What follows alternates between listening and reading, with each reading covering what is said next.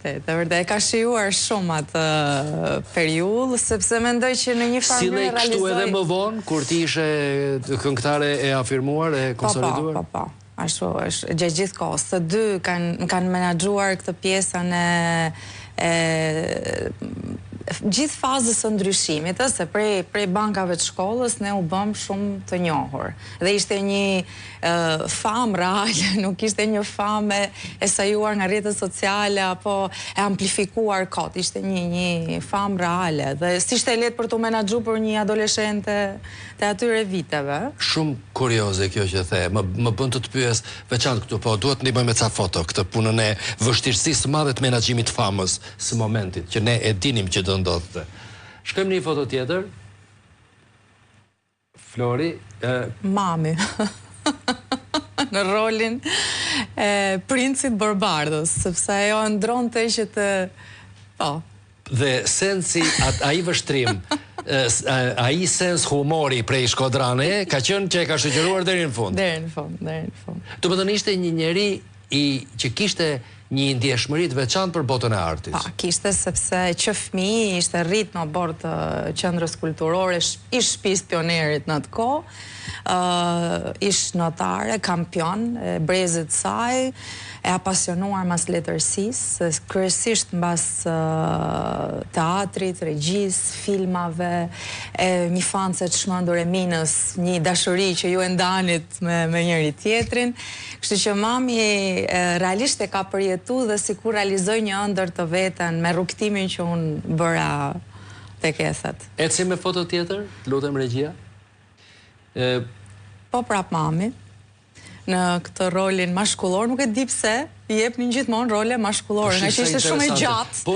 Kishte një portret. Kush është kolege? Nuk e di kush është, kam përshtypjen që janë thjesht shoqe aty të kursit, që mund të kenë rastisur në një moment së bashku. Po babi kishte një ndjeshmëri artistike? Absolutisht, sepse Gjylbekt, edhe pse nuk është se përveç meje kishte ndonjë artist, por në fakt ishin gjithë artistë në shpirt.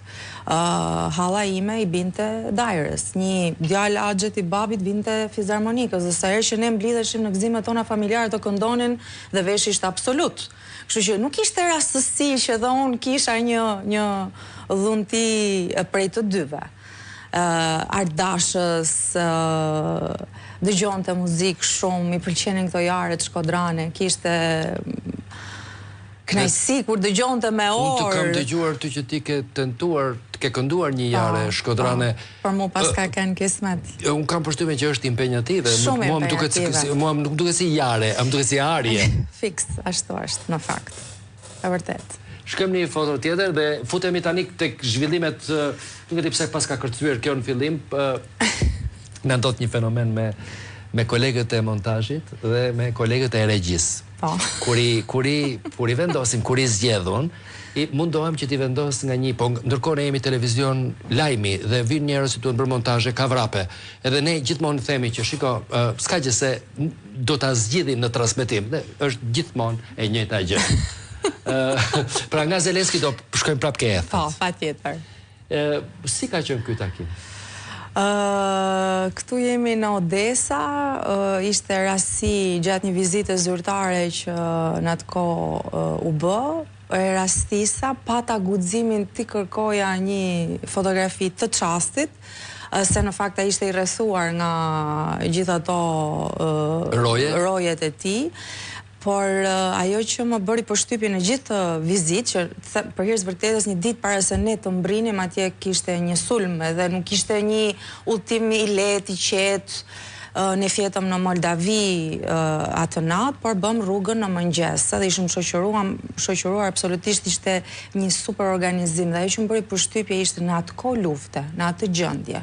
Ai mirë organizim ishte jashtëzakonshëm.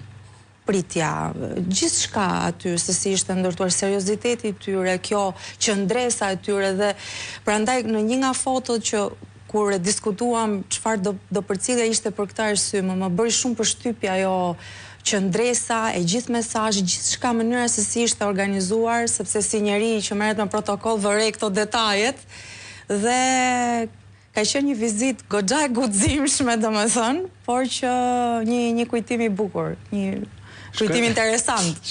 Shkojmë një foto tjetër dhe ndoshta jo, jemi prap këtu dhe ka një vlerë.